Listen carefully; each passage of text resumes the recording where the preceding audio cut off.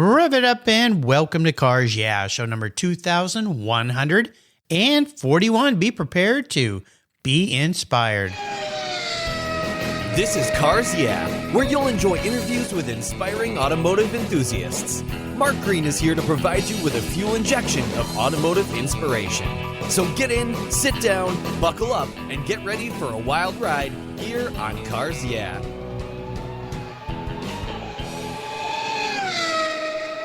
Hello, inspiring automotive enthusiasts, and welcome to Cars Yeah. Today I'm in Westminster with a very special guest by the name of Eric Montrastelli. Eric, welcome to Cars Yeah. Do you have any gear, and are you ready to release the clutch?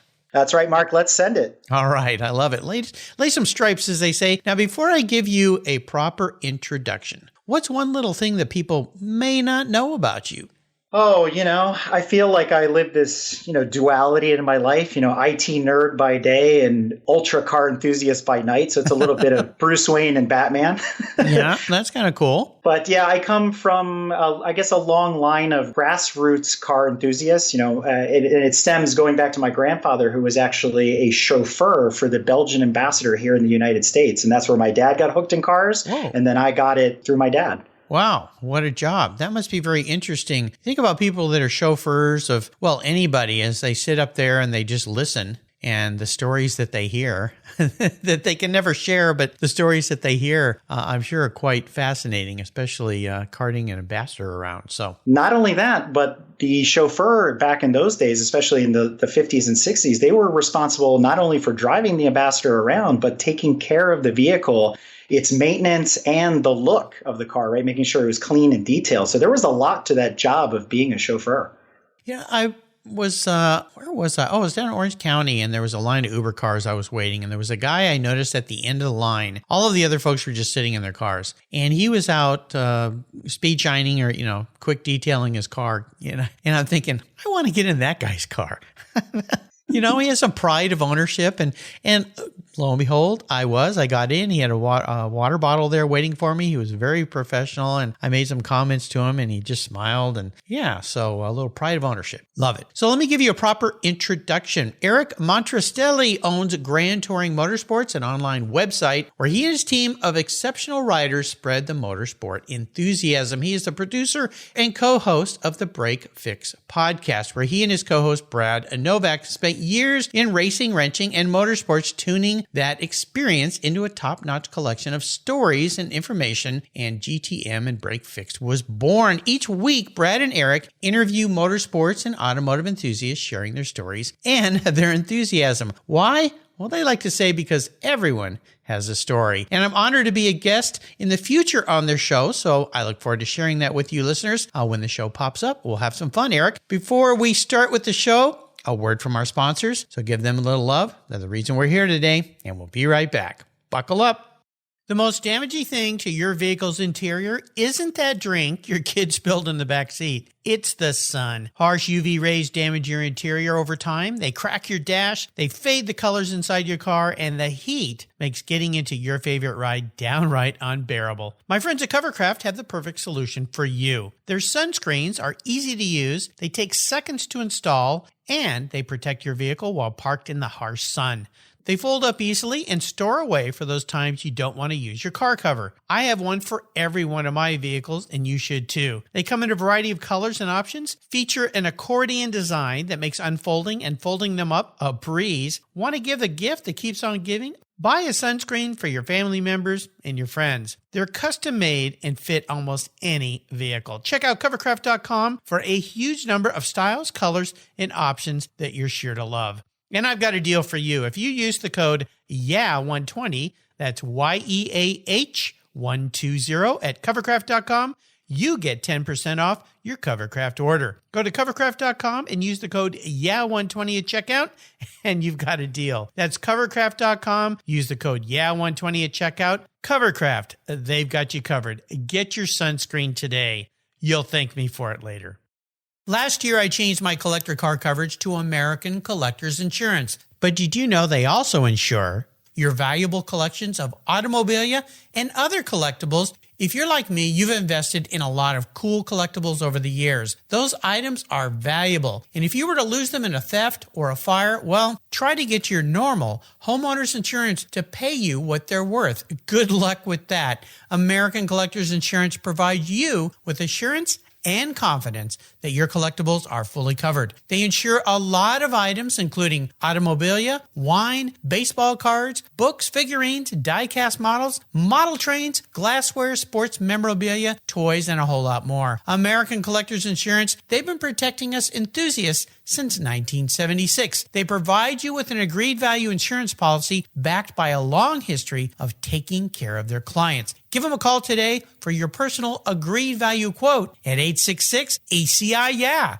That's 866-224-9324. Tell them you're a friend of mine, Mark Greene's here at Cars Yeah, American Collectors Insurance. Classic car insurance designed by collectors for collectors. Automotive enthusiasts just like you and me. That's American Collectors Insurance. You listeners know that I'm a huge car care fanatic, and my friends at AutoGeek created their Wolfgang Deep Gloss Paint Sealant for perfectionists like you and me. Wolfgang Deep Gloss Paint Sealant is designed to provide long-lasting protection and a glossy, slick finish that, well, it's unmatched. The use of polymer technology ensures your paint is protected from environmental contaminants, those damaging UV rays, and lasts up to 3 months long. By providing the glossy look of carnauba wax with the longevity of a synthetic formula, Wolfgang Deep Gloss Paint Sealant is the best of both worlds. Go to autogeek.net to get yours for the best product selection on the internet today, along with their skilled technical support. Autogeek.net is where I go for all my detailing needs. That's autogeek.net. So, Eric, let's dive a little deeper in the corner. You mentioned in the intro that you were kind of a Bruce Wayne, one thing at night, one thing during the day. I want to touch a little bit on your day job before we get into Gran Touring Motorsports and Break Fix Podcast and why you guys started this. But what's your day job? What do? You said you're into IT? That's right. So I guess maybe another little known fact, I actually started in web development when the web was new. So, when you look back over the history of IT, that wasn't that long ago, right? We're talking to early to mid 90s. And as an aspiring developer, one of the things I wanted to do was be always obviously involved in the automotive world. How do I bridge those two together? I got involved with the local DC area car clubs. So chapters of the Porsche Club, SCCA, and others. And I started reaching out and they go, hey, that kid, he's got some skills. He can write code. He's doing this web development stuff. Do you want to run the club website, which we're now in the process of building? I said, sure, I'll try that. And like with everything, it's all iterative, right? You go through these cycles, you go through these periods. What we built in the 90s is very different than what we build now in the 2020s, way more complicated in today's standards. That said, that propelled me into those worlds. I ended up working for Audi Club nationally. I was the Porsche Club national webmaster for many, many years. Cool. So worked in those environments, and that allowed me to network with other people. That allowed me to meet a lot of other people and see different parts of the automotive enthusiast world from behind the screen, per se, from behind the curtain, and then learn, where did I want to take that? Where do I want to go with this? So I've always sort of tried to bridge the IT world with the automotive world. That got me into timing and scoring. I wrote my own software for that and supported many autocross organizations over the years. That also led to a passion for autocross, which then got me into time trials. And I've been a trialer for many years. That also led me into coaching. I've been a high performance driver's education coach for 10 years, but I've always found a way to give back, to drive back, but also loop in technology. And GTM, Gran Touring Motorsports, when we brought it through its, third iteration, right? It's been through several evolutions over the last 20 years. We started a car club out of it, out of a social group of enthusiasts, and we got together and we leveraged technology. We're all technophiles. A lot of us came from the Department of Defense, and jokingly, people referred to us as the car club of the DoD, but we were always very tech heavy.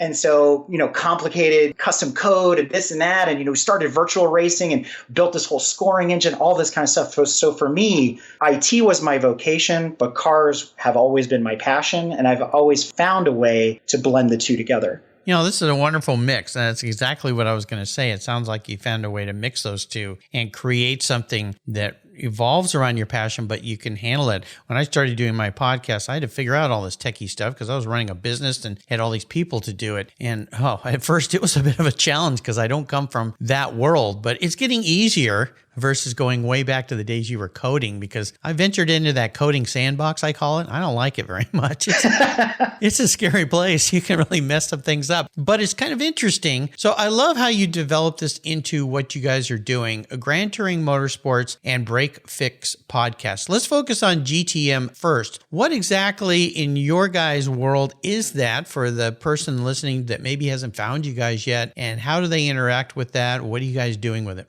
Yeah, so GTM, as it stands today, in its 8th year in its current iteration. So like I said, it's gone through several evolutions. Mm-hmm. If you go back 20 years ago, we started as Gran Touring Audi, and a lot of the content there was actually merged into the Audi Club. So that exists in its new form over there. Then we spun off and became this parts distributor company that my dad ran under the same name, catering to the Volkswagen, Audi, and Porsche community, specifically for track drivers, autocrossers, high performance people, supplying them with, new control arms and brake pads and rotors and all the stuff they needed to keep the track cars going weekend after weekend. And then after my dad passed away about 10 years ago now, we were kind of sitting around talking, and Brad and I go back 20 plus years because we were in high school together. Oh, wow. And he said, we can leverage technology, like I mentioned, to keep all of us budding track rats together and not go to the track alone. That was one of our things. You never want to go to these events by yourselves. You want to go with friends. It makes it more enjoyable. You have all these stories, all these adventures that you go on. And so we started leveraging that, and it started to grow. And so we built this car club. Now, granted, there's car clubs all over the place, but they're super specific, right? You have the Porsche Club and the BMW Club. And then you got the guys that I'm the Ford Fiesta Club of New England. Okay, great. We looked at ourselves as what we call non-denominational petrol heads. We were accepting of everybody. You got a Miata, you got a GTI, you got a Porsche. It's all good. The idea was,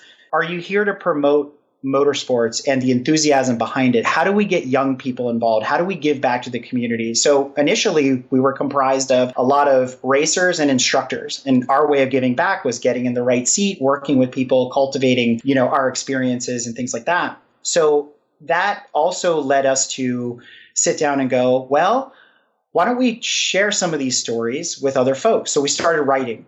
We wrote over 300 articles. Wow. In the first 6 years that GTM as it exists today. And it could have been on anything. Weekend recaps, field trips we were taking, reviewing, a movie or a documentary that came out. We just wanted to share our experience and our knowledge with other people. And the podcast Break Fix had always been on the back burner for a while. The joke in Break Fix, it's not even the build, break, fix, repeat that everybody tends to use over and over again. Mm-hmm. It goes back to the relationship that Brad and I have. He tends to break things, and I was always fixing his cars. So that's where that comes from. Nice. But what we decided in 2020, because of COVID, a lackluster motorsports year altogether, whether it was on the professional stage or the grassroots stage, we looked at each other and said, everybody's at home right now. Nobody really wants to read. A lot of our members in the club had said, it would be really nice if we could hear these stories, right? Do you guys want to talk about them? And we sat on that for a while. And then again, COVID hits.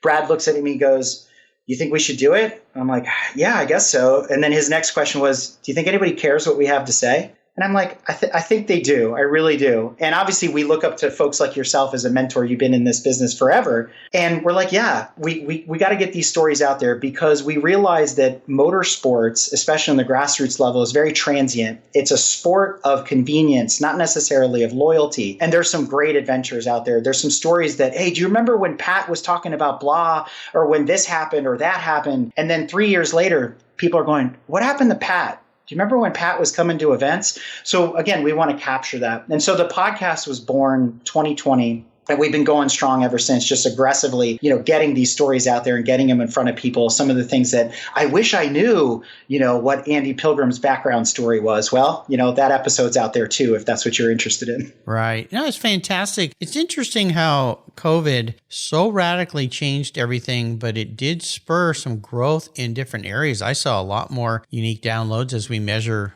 so-called subscribers in the podcast world happened during COVID because people just had more time, I think is the reason why. If you say they were stuck at home or perhaps they were diverted from other things they were doing. So I love that you guys did this, and being in the podcast world has been so enjoyable to me because I get to bring inspiring people like you aboard to share stories with people that are maybe doing what they don't like. And they go, wow, okay, Eric, Brad, they figured out how to do this and they just did it. And is that in your guys' case, and you're an IT expert, but just stepping into it and doing it, is that the key to moving forward on these projects? So yes and no, right? So a lot of folks that we talk to, because we do have friends that are in this world and they do podcasts in different genres, right? Genres that I would say are easier. Maybe it's TV and movie, maybe it's true crime. I mean, those are always the popular ones. Mm-hmm. And they always say, just like we say at the track, oh, just send it. Once the wall falls over, your subscribers will come and this and that. And it's not that easy, right? No, it's not that simple.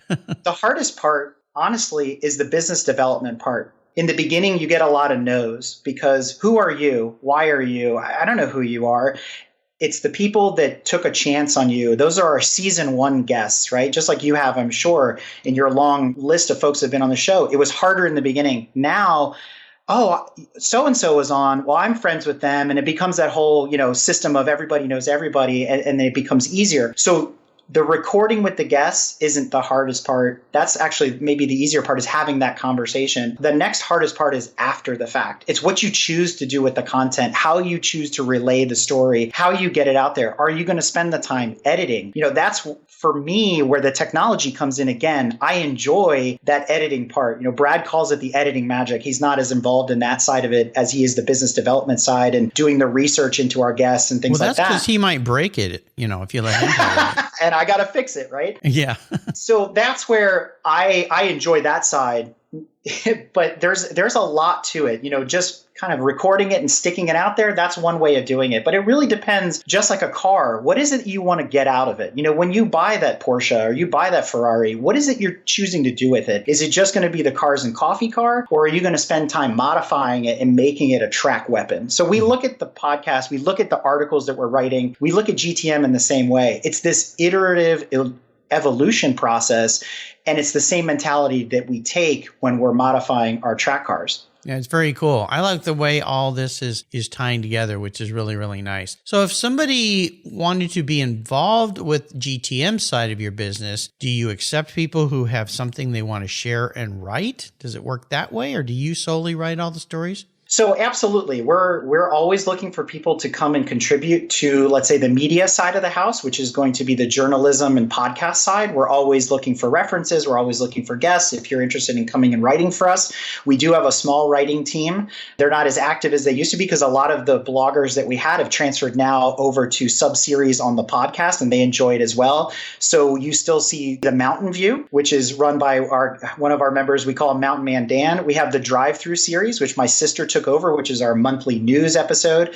Then we have, interviews with drivers and people in industry and things like that. There's always a follow-on article that goes with that. But there are other ways to get involved with GTM. So we also have what we call the Clubhouse, where you can become a member of GTM and mix it up with other track rats, autocrossers, rally drivers, and these folks. So if you're looking to go to an event, especially here on the East Coast, because we travel far and wide, and you're like, hey, I'm going to be at Carolina Motorsports Park. Anybody from GTM going? Yeah, we're going to be there. Let's all paddock together. Let's share resources. Are you bringing the jack? Oh, I've got the cooler. All that kind of stuff. You can also contribute into another product that we have called NIMSA, which is the National Motorsports Safety Association. So if you're a sanctioning body, you want to get your rules out there, you want to share, we've built this single resource for different disciplines of motorsport where you can share your rules, your regs, lessons learned, things like that, because we do want to continue to perpetuate safety in motorsports. And there's a lot of different disciplines that are not up to par with others. There's a lot of difference between, let's say, dirt track racing than there is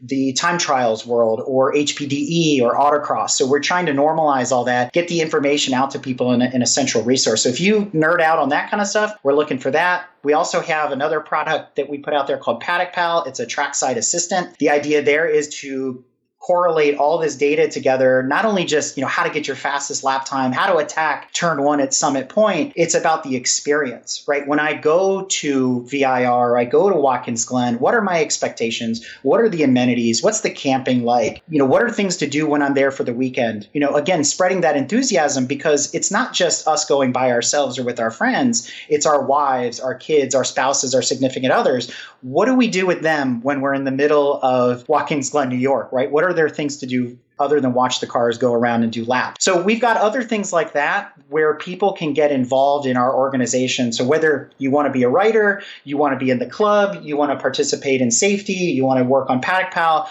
we've got something for everybody. So my question is, when the heck do you sleep? Not very much. Wow. I mean, holy cow. You guys have so many parts to this magical machine here. Lots of gears and valves going up and down and pistons and all this kind of thing. Very cool. We're really proud of what you're doing. I mean, an immense amount of work and pieces. But the best part is what I've learned after 8 years of being a podcaster is it really is about the people. Yes. Cars are just the catalyst. So I like to ask my guests about driving inspirations, people who are key mentors, influential people in your lives that have helped you become who you are today. Is there somebody like that in your world? I'd like to thank the Academy. Yes. Oh, my fellow podcasters. Exactly. Obviously, I thank my parents for instilling a hard work ethic in me. I mean, I come from an immigrant family, so we've always had that roll up our sleeves tenacity. If something needs to get done, you buckle down and you do it. So I bring that to every project that we work on, whether it's in my personal life or if it's within GTM, things like that. But if we just focus in on the podcasting community alone, I'd like to give some shout outs to a couple of people that I'm very thankful for working for. Obviously, we look to you, Mark, at Cars Yeah, as an inspiration. You're the godfather of these car-related podcasts. Well, I don't know about that, but I'm very kind of you to say that. Thank you. But on top of that, I look to our friends Steve and Izzy out in California who run Everything I Learned from Movies, right? They have been on the air for many, many years like yourself, and they came to our rescue and said, this is how you guys do it. This is how you get it done. We don't know the car world, and every time we need help or we ask for something, they're the first ones to say yes, and they've been awesome. A shout out to Brian Stever over at Take Two Podcast. We went to school with him as well, and he started many years ago, and he was one of those people that said, guys, stop overthinking this. Stop being the analytical engineers that you are. Yeah. Knock the wall over and get it done. I also got to thank Don Weberg over at Garage Style Magazine. He's been a huge influence. He knows a lot of people, and he's a great resource when it comes to, getting over the writer's block. How do you talk to these people, things like that. And an inspiration as well for me has also been Chuck Bennett over at Zymol. I mean, talk about a parallel story in a way. He started in IT. He found his way out. He was able to become a scientist and become passionate about car care and things like that. And I look up to Chuck. His story is inspirational, and we have it on our show. And I want to be like Chuck, right? I want to figure out, how do I stop doing IT? How do I do this car thing for real, as my day job and things like that. So those have been people that have been extremely influential in the last 2 years, getting us off the blocks and getting us to where we are now. Very nice. Well, both Don's a friend of mine, and Chuck as well. I've known him way back when I was at Griot's. We competed, of course, against Zymol, but they started before we started Griot's Garage and developed the car care line. And yeah, he developed a very interesting, unique brand, really kind of a masterful job, what he did with how he put his product into a special container, made it very unique and special and all that. So great to have wonderful people around you. We're going to take a short break and thank our sponsors. We come back, I'm going to ask you about what I call the challenge question. So keep your seatbelt cinched tight and we'll be right back.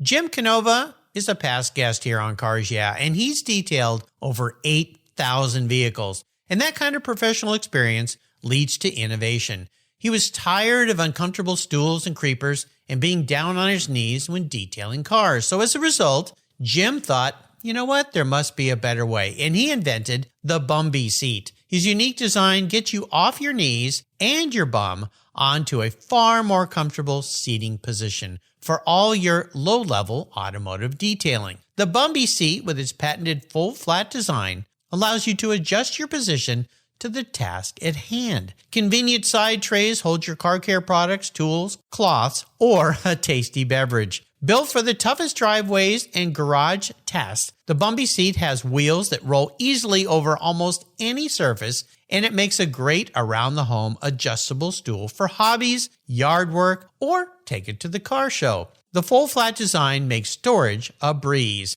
Jim has launched an Indiegogo fundraiser, and you can get in on the start of what's sure to be an industry favorite. Go to Indiegogo.com and type in Bumby seat, that's Bumbee seat, to be one of the first in line to start improving your automotive detailing experience today. That's Bumby seat on the Indiegogo.com website. A fun folding mobile seat design. If you're listening to this program, there's a pretty good chance you believe what I believe, that the collector vehicles we love are more than just a means of getting from one place to the other. They're a part of our culture, our identity, and as a people, they bring us together at vintage races, classic car auctions, and 1,000-mile rallies. That's why I support the RPM Foundation, which exists to ensure that the critical skills necessary to preserve and restore these important vehicles aren't lost to time. RPM stands for Restoration, Preservation, and Mentorship, and their goal is to inspire the next generation of vehicle restoration professionals through its outreach programs. And they include Shop Hop, Off to the Races, the RPM Future Class, and many others. These programs engage talented young people across the country and connect them with mentors and a variety of opportunities in the industry. For more information on how the RPM Foundation is driving the future of collector vehicles skill trade, visit rpm.foundation today. Linkage. It's a new quarterly publication and website that covers the automotive market, driving, restoring, collecting, and discovering your passion for motor vehicles. Linkage is about experiences, opinions, and values. Linkage is an actual informed, reasoned opinion based on first-hand experiences. A talented linkage team covers the automotive world, the people who share your passion and mine, smart, considered, rational, and experienced opinions, ones you can learn from and grow. That includes our passion that drives auctions and the collector car market.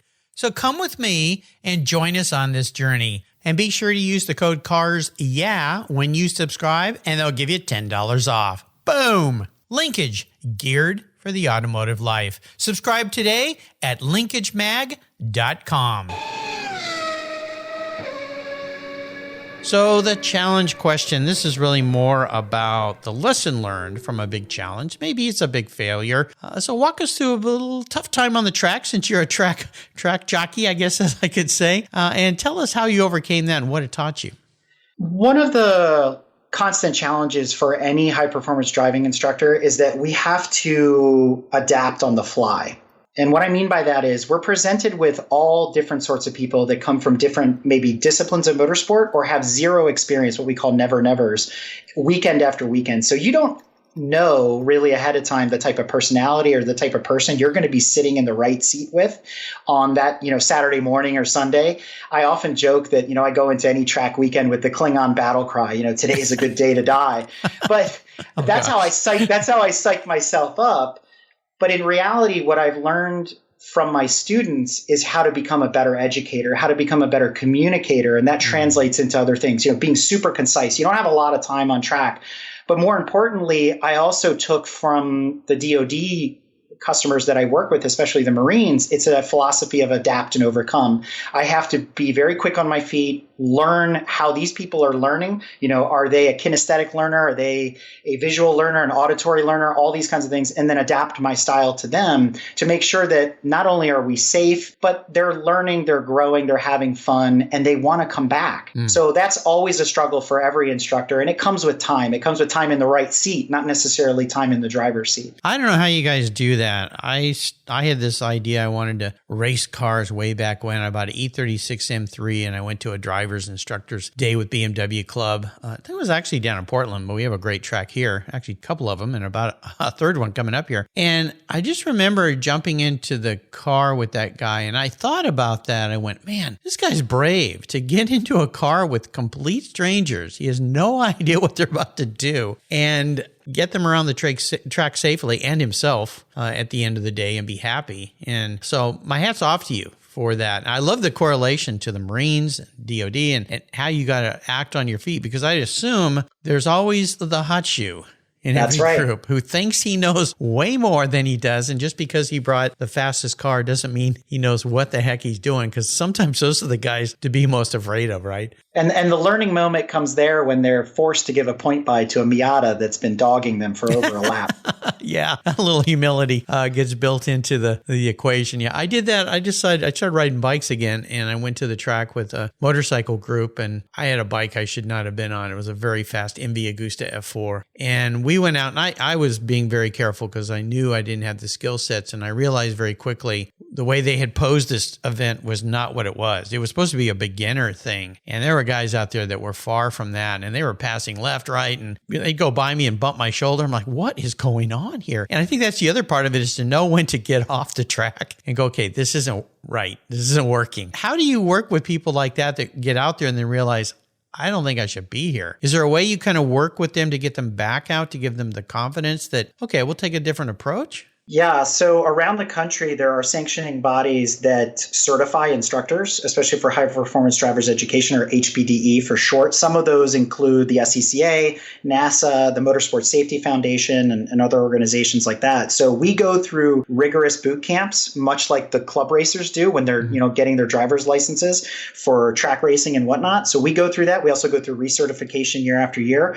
And what we do is we work on use cases. Right? Some of the classic ones are the timid driver. There's the engineer who overanalyzes things, and then there's the overly aggressive driver. So those are the three big ones, and then you kind of go in between those. So we're trained to deal with that, adapt with that, different techniques, emergency situations, what happens if somebody passes out behind the wheel, all those kinds of things. So it's sort of on par with the Department of State training sometimes, where, things like that. But it's a great experience, but it also teaches you a lot about your own driving, because you start to analyze the mistakes that the newbies are making. So you grow while they grow. But in the beginning, it's tough. And there's a lot of mentoring going on. So as a senior instructor myself, I take on, instructor candidates every year and work with them, put them in difficult situations, get them out of their comfort zone. If it's a front wheel drive guy, I'm going to stick you in a high horsepower, Viper, because I want you to be uncomfortable. But you need to learn one of the greatest things that I think Hans Stuck bestowed to us grassroots drivers, which is the best tool you have behind the wheel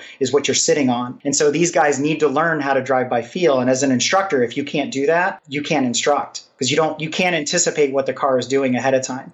I never thought about somebody passing out. Oh my gosh, that's got to be horrifying. Has that ever happened to you? It has not happened to me, but it has happened to other instructors. We've had people have heart attacks. I mean, there's been some unfortunate situations. Wow. Yeah. I can't even imagine. Well, I like to ask people about bucket list looking forward, because racing is much about that, looking way down the track, not just what's in front of you. It's akin to life. You should always be looking way down the track. It sounds like to me, you may have already answered this question. How to transition out of full-time IT into what you're doing now. Is that's your goal looking forward? It is, because I have to think about, what's my retirement job look like? I've been in IT a long time, and, some of these careers for folks, we go through evolutions. Oh, you hear about it as an example. Andy Pilgrim, he's one of my heroes.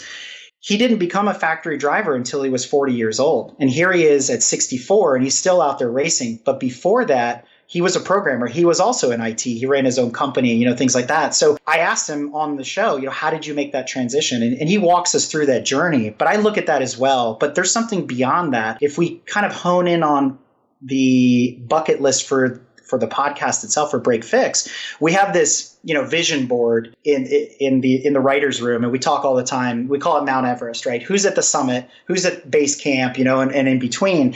And for me, at the top of our Mount Everest vision board, I would love to sit down with kind of two guests, and I guess one's a pair and one she's by herself. I would love to interview one of my heroes as I grew up in the Group B era, and that would be Michel Mouton from Audi. And on the other side of that, sort of in line with that, keeping with the Audi theme, I would also love to sit down and talk Trans Am and IMSA with Hurley and Hans. I think that would just be a fantastic conversation. So for me, that's the summit of Mount Everest. Very cool. I love it. So we're going to talk about your special vehicle, a car that you've had that really stands out for you. Take us on a little ride. I mean, I've had a lot of cars over the years. We actually did an episode about this called Regrets in the Desert Island, the one that got away and things like that. Yes. But I think the better answer to this is the experiences I've had with my heroes, because I throw it out there and I know I'm a hypocrite when I say this, never drive your heroes. It's like meeting a celebrity in Hollywood, right? Never meet your celebrity because you're going to get your heart broken. And I think the same is true of some of the vehicles I've owned and the vehicles I've driven, because I've driven a lot of them. And I'll start with one I owned. When I was in college, I drove an 83 Audi Quattro coupe, right? A UR Quattro, right? Yeah. Homologated rally car, the only one in the state, I think, things like that. And it was, it was a head turn. People ask me all the time, why are you driving that old car? And I'm like, just look at it. It's super cool. Yeah. But it came with its gremlins. It came with its shortcomings. The fantasy I had of the car that Michelle drove, up Pikes Peak was not the car I was driving every day. It was riddled with issues, things like that. And I, never drive your heroes. And then here I go, smoking in Bandit Trans Am, 930 turbos, Renault Turbo 2, Vipers, and I'm like so excited to drive them. And I walk away from them and I go, oh, that was just a regrettable experience. So those are the special vehicles. Yeah. Oh, well, yeah, exactly. Yeah. And those old Audis, we had one in our family. Oh my gosh, what a horror. They've come a long way now, but it was a 100 LS my parents bought. It stranded us in the middle of the desert over Thanksgiving. Oh, it was terrible. So I'm going to be your car psychologist. I'm going to crawl into your skull a little bit here, Eric. If you were reincarnated, pun intended, manifest as a vehicle, not what you want to be, but how you perceive yourself as a vehicle, what would you be, but more importantly, why? Well, since I talked about that duality in my life, there's two cars that come to mind.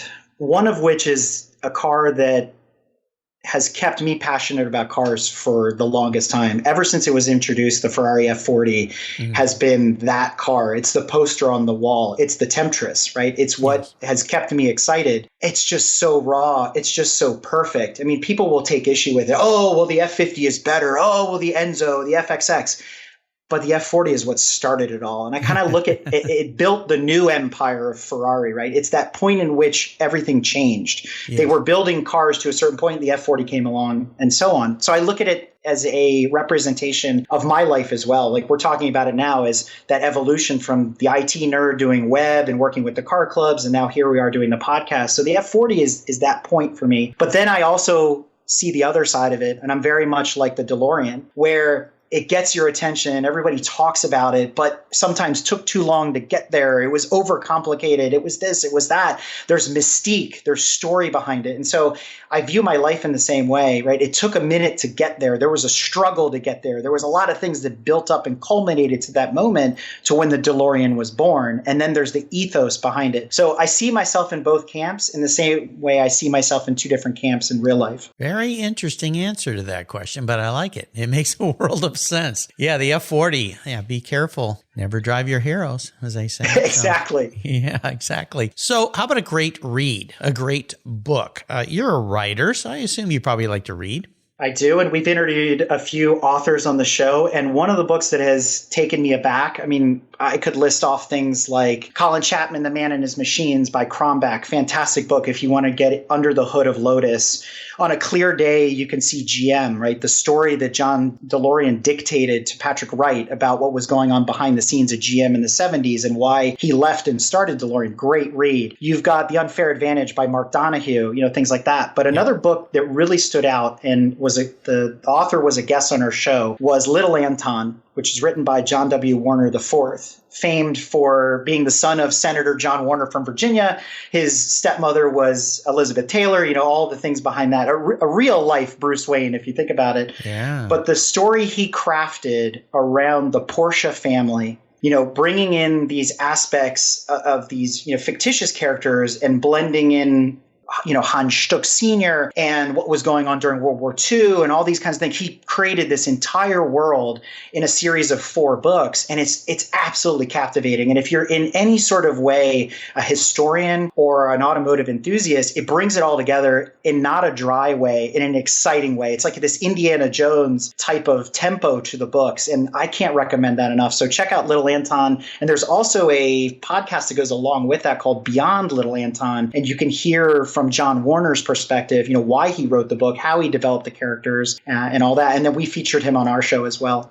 Very cool. I've had hundreds of authors and over 2,500 books recommended. Nobody's ever recommended that book. So bravo, Eric, for bringing something new to the Cars Yeah recommended guest list, book guest list lineup. I love it. So I'm going to enable you to go on the ultimate drive. This could get a little scary. I'm going to buy you any vehicle. You can take it anywhere and you can be with anyone, even somebody who's not with us anymore, which opens up a world of interesting options. Where are you going to go? Who are you going to go with? And what are you going to be driving?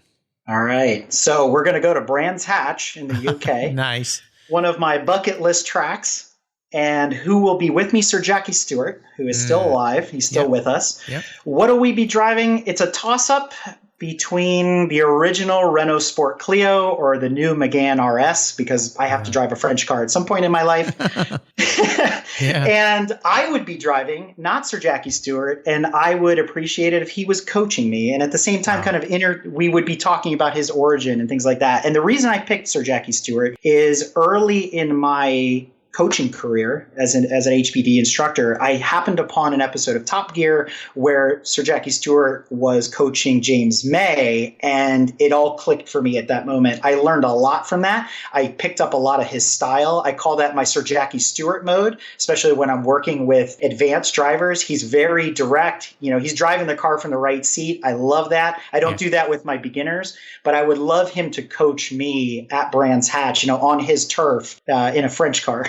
This is a very cool answer, Eric, and it's something that I learned a long time ago is hang out with people that are a lot better than you because you can learn a lot more from them. And that's pretty cool, you being a higher level coach, if you will, and having somebody like that who's way up there in the racing world, obviously, be your coach. Just gives me a little inclination of who you are that you can always learn. That's right. Always get better. It's great. You've taken us on a wonderful drive today, and I can't thank you enough for reaching out and being my guest here. I can't wait to be a guest on your show. This has been really great, and I get to meet Brad, of course. Before I let you go, could you share maybe an inspirational thought, some words of wisdom for our listeners? Yeah, so it goes back to the title of our show, Break Fix. I mean, jokingly, I said it refers to Brad and I, but more importantly, it refers to a racer's mantra that you hear around the paddock all the time. Run it until it's broken, then you know what needs to be fixed. And people are like, what do you mean by that exactly? And it's actually something that I've translated for my daughters. And I tell them all the time as they're growing up, stop being afraid of what could go wrong and start being excited for what could go right. So if you compare those two phrases, they're exactly the same thing. And so that's why we tell people all the time, just go out there and send it. Have fun. Safety first, learn. The speed will come. It's all a building process. It's all a learning process. And to your point from before, I'm very much about never stop learning. So if I could pass on one piece of wisdom, I think it's those two things, the racer's mantra or the other one, because you can incorporate that into your everyday life, into your career. Stop complaining, stop worrying, stop stressing about so many things that could go wrong. The things that are keeping you from being successful. Get excited about what could go right and what doors that will open up and what that will lead you to next. Powerful words of inspiration. Yeah, absolutely. Not easy to do, but it's doable. And just knowing you can do it is what makes the difference. I love it. Fantastic. How can people learn more about Gran Touring Motorsports and Break Fix Podcast? So really easily, you can jump over to www.gtmotorsports with an S. That's G as in Gran, T as in Touring, motorsports.org. Or you can search for the show, Break Fix, by either Gran Touring or Break Fix on all your favorite podcatchers or music apps, whichever you prefer. And check out the 135 plus episodes we already have published with a ton more coming with awesome guests. We're also supported by way of Patreon. So if you're looking to help us out, you were talking about giving back and being involved in GTM, you can find us on patreon.com/GT Motorsports. I love it. Podcatchers. Is that what you said? Podcatchers. Podcatchers. Yep. I like that. Very cool. I want to do a shout out. Thank you to our mutual friend, Don Weberg, for introducing me to Eric. Don, hey, thank you. Don, I've known for a long time.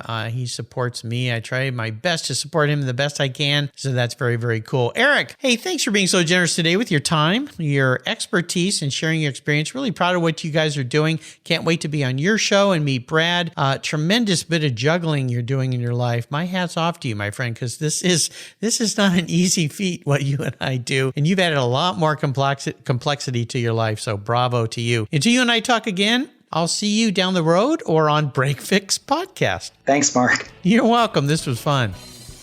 Thank you so much for joining us on today's ride here at Cars Yeah. Drive on over to carsyeah.com to find show notes and inspiring automotive fun. Download your free copy of Filler Up, a fun book filled with gorgeous photographs of fuel filler fun, including quotes from more inspiring automotive enthusiasts. Download your copy today, and we'll see you next time on Cars Yeah.